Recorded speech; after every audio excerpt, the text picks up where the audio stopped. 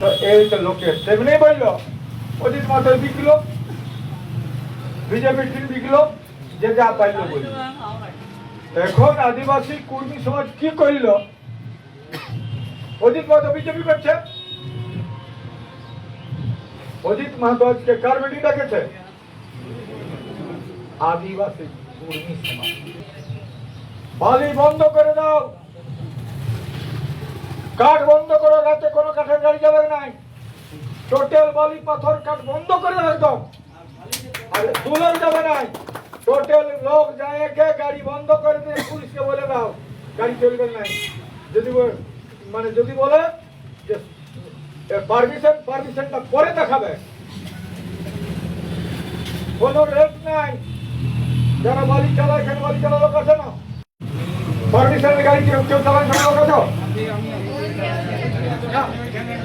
গাড়ি চালাচ্ছে, সত্যি বলুক কোন কত রেটে গাড়ি ছাড়ে, কত বালির দাম দেয় বলো? গাড়ি কত পয়সা, কত লেগে 100 সেটি বালির দাম কত? হ্যাঁ, কত কত?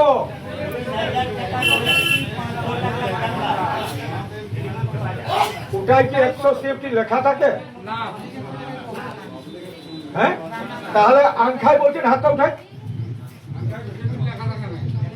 বৈধতার নামে, বৈধ ঘাটের নামে অবৈধতা চলছে।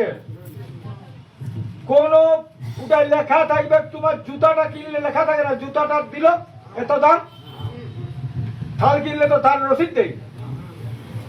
তো বালিটা কিনছো তো দাম দিয়ে, কোন লেখা আছে 100 সেফটি বালি দামে? তো চালান কোনটা বলে অত দাম আছে, এই আরে থালে ওঠা যাচ্ছে বটে, উলে জানো নাই কেন? আর তো সবাইকে কলকাতার লোক আছে, সবাইকে মারি দিচ্ছে, চলে যাচ্ছে। একটু প্রতিবাদ অজিত মতো কতদিন বাঁচবে?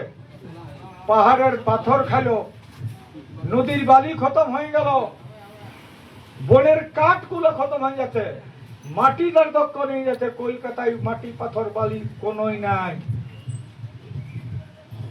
জঙ্গল মহলের প্রত্যেকটা লোককে আজকে তৈরি হতে হবে, সচেতন ভাবে তৈরি হতে হবে।